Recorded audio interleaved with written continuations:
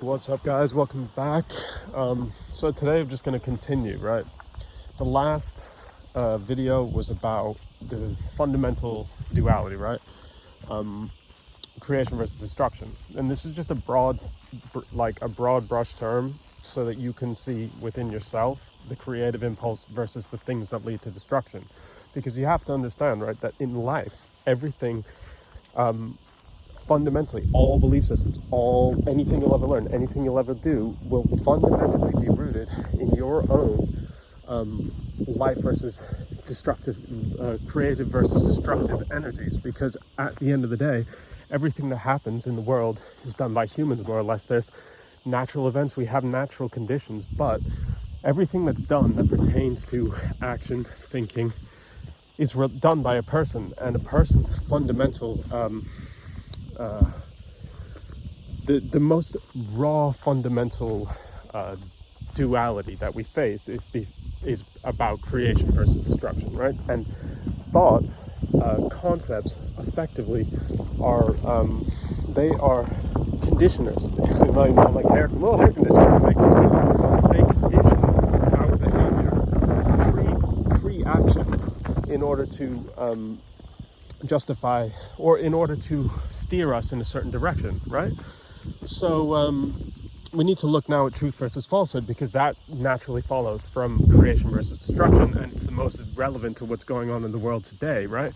Which is, anyone who's paid attention to any of the sort of scandalous things that are going on right now as results to power, you can literally see how every one of these things is related to the creation versus destruction principle. That is the most relevant when it comes to you figuring out how to live your life towards an ethical framework, but also in a way that you feel the most free and able to speak the truth, right? Because this is the case, okay? The truth basically describes that which goes towards the vital principle, life, that which is the most life fulfilling or life supporting, because on an unconditioned level, our bodies themselves will go towards that which gives us the most. Like, we all are born in a set of conditions that is so complex and so specific to our conditions that, and if you look at the reality of all of creation or all of being, it's that life is creating itself outside of our conscious understanding. We're trying to figure out on a conscious level what's going on and how all this came to be. We're born in the situation of not knowing shit about what's going on, and there's only so much we can figure out in a lifetime, right? And the extent to which you figure it out, because at the end of the day, your body is going to live on its own. We assume that thoughts are relevant to making that happen, but really, are they? I mean, if we look at what's going on in sort of public life, actually, it's the majority of what's causing all the sort of destruction on an individual and global level is based on improper thinking, okay? So, truth versus falsehood, right? And we have, again, why I always mention this text, but he puts it best, Nietzsche, on truth versus lies in a non-moral sense. He basically drilled a great quote of his is, maybe people haven't yet been truthful enough about the nature of truth, right?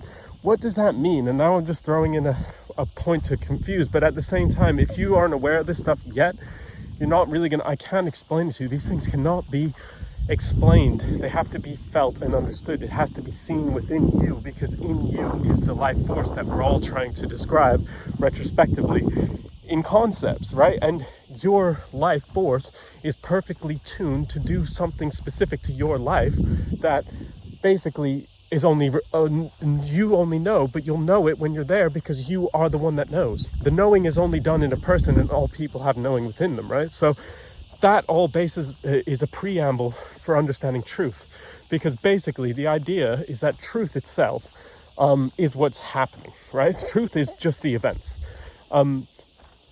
That's it. And if we know the events as best as possible, right, we have reason, and reason will allow us to make the best possible choices in order to make life force flourish. And if we are true to the nature of reality, that flourishment will also cause others to flourish, right? Think about farming. Think about plants, okay? A farmer who works and does a good job at farming is producing food for everyone, right? Then you need to understand that as the model for human survival and society in general, right?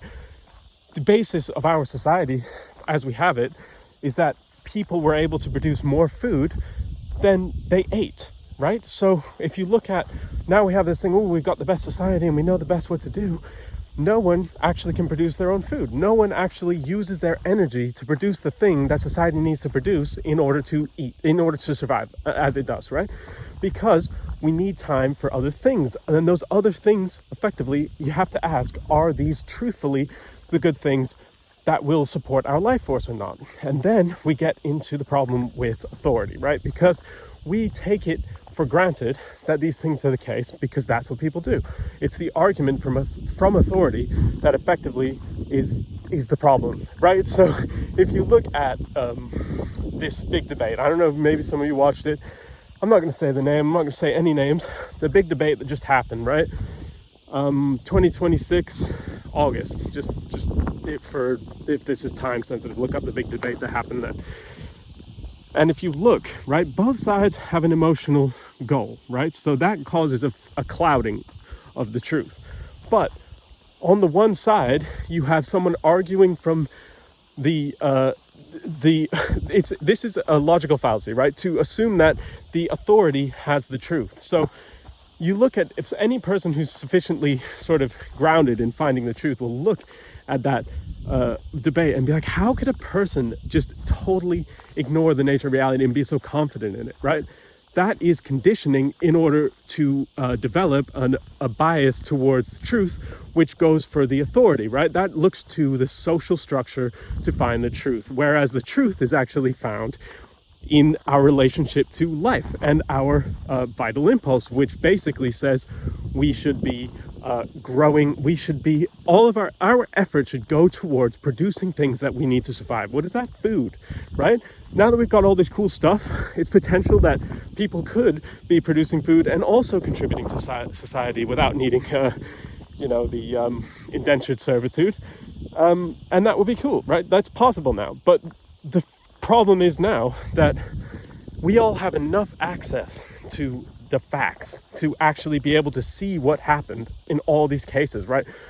In the past, society itself, representative democracy, was built on the necessity and the distance of travel, right?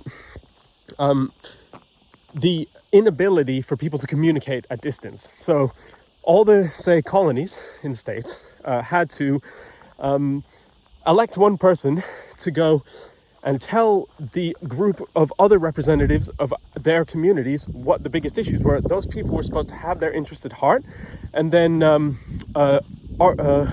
negotiate effectively to make sure that everyone's needs were met, right? Like the broad governing rules that actually, based on the dynamics that affect all people within a certain geographical area, should be have the input of all people, because based on the idea that we all have reason, we all know specifically what our needs are based on our ability to truthfully, accurately determine the nature of our own life experience, and then with the principle of acting what's best for life in general, because if you look at the truth, you realize that when you help other things to grow, they help you to grow, right? That's how it works. Or maybe it isn't. That's on everyone else to figure out from their own experience and not from an authority figure, right? Okay, so the truth and authority bias comes through time, right? Because we had to elect certain people to go and do that. Now, that is all still there. If those people then realized they could get more, and this is just a possibility that we all have, right? So we need to recognize this not as them, but as us, as possibly being us. If people think, oh, well, if we just say this, right? We've got this group of people, we all have a certain function in society of communicating the needs of others, and we're a smaller group, and we all have a different sort of relationship to society than everyone else. is it possible that if we acted differently, we could get more for us within this culture community instead of that community, right? And it's possible, of course, right? And that's what you might call corruption, right? You might actually say that that's what corruption is when a small group of people who has a different relationship to the rest of society decides within themselves that they're going to look out for the interests of the small group versus the larger group, or life in general. The survival of the ecosystems and the planet that nourish us and feed us, which is literally the reality of living as a human being. Then if you start that as a principle and then play that out over hundreds of years, thousands of years, hundreds of generations, then you will see that what happens is concepts come in to create the conditions where people who are the ones actually interacting with society in general, right? Not the ones who have the specialized, needed by society place within that society, like in terms of, there's a word for it, I'll leave you to fill in the blanks there. People who have a different relationship towards society in order to speak the words for the people, right? They're trusted by the people to speak the words for them. If they all recognize themselves as a group and then start speaking for the interest of that small group, then the larger group of people who are literally just supporting life in general with good-hearted intentions, with that in mind, may miss out. Okay, so this is truth versus falsehood, and then come back to the debate, right? The debate. What happened in that debate? You had a person who was arguing from the conclusion being that this is the argument to authority. The group who is designated to speak for society is saying what's right. Okay. The other side of the argument, both had emotional involvement, which is why you can see that in all sides. Everyone has emotional involvement based on our survival. We are animals with a mind, and like that's how it works. The one side was arguing from the authority bias, as I've done my best to explain without putting in words, so you can just see it for what it is rather than putting the words on it. Because as soon as you put the words on it, someone can make a counter argument that makes you question it, right? The assumption was that the authority knew. The other side was saying, no, the facts are what we're arguing, what is at stake here. The truth is what is at stake, and the truth is actually what transpired. But we can see, right, through other things I've discussed, which we'll just line out here, that over time, the idea of truth as a concept has become built in to social structures that then use authority as the way to let that truth out, right? They decide on certain people in small committees who get to say what that truth is, right? Whereas the truth is actually what actually happened, okay? So the truth that actually happened is connected to our life force, or like the good, in Aristotle would call it, right?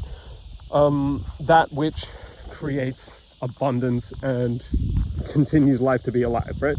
If everyone acted that way, life would be much more fruitful in terms of people would have what they need en masse, rather than, any other variant of that, which I'll leave you to fill in the blanks on. So, what's going on? Truth versus falsehood. What is the difference?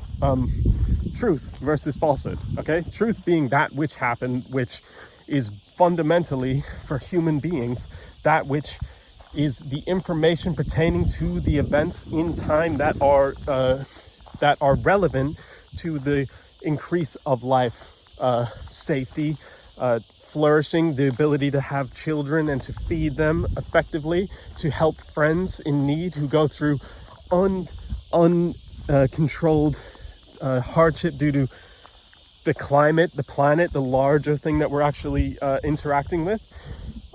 Falsehood being ideas that are created in language that then lead us to believe things that are not actually, or are that have that describe a different relationship between cause and effect that then lead us to take actions, to use our energy in ways that doesn't necessarily lead on the longest timeline towards the flourishing of the species, or of ourselves within the species. Ourselves flourishing being and flourishing not in the sense of unlimited unlimited pleasing of desires, right? Flourishing as in that which is necessary for the strongest, most vital humans that have the most pronounced capacity to help others, right? Those who produce more than they need and then use that more than they need to help others to survive who actually need it. Like, that's the basis, right? The way that we encode that has been in language, right? Or not only in language, it is encoded in language, but it's also encoded in traditions, what we call, or what you learn from your family. So if you look at the past, say, 200 years in Western society, what do you have? You have a different relationship between families, and a different that creates a different relationship to truth. It creates a new version of truth, right? Which is not the truth that you would define as that which produces the most life force for each one of us, or for you. It actually goes by opinions that are somehow decided on through some structure where the less tells a larger group, that larger group tells a larger group, larger group tells a larger group, that mirrors the idea of actual, like, expertise. Like, the guy who's the best at carpentry everyone should be listening to about how to build their houses, if that's what they need to do, right? And that isn't, you don't need to teach anyone to do that. They will just naturally seek it out, because that's what the life force does. It says, okay, what do I need to do? Where is that being done to the most efficient effect that requires the least input and gives the most output, in a way that supports the future of generations, right? Like, that's natural life impulse. Instead, it says, okay, who is the person that socially is entitled to say this? What are they saying? And I'm going to base that on people's emotional triggers, right? Not on the actual output, but on the emotional output, right? With people getting all very upset about one thing, and then the level of upset or outrage becomes the norm, because the outrageous reaction comes to a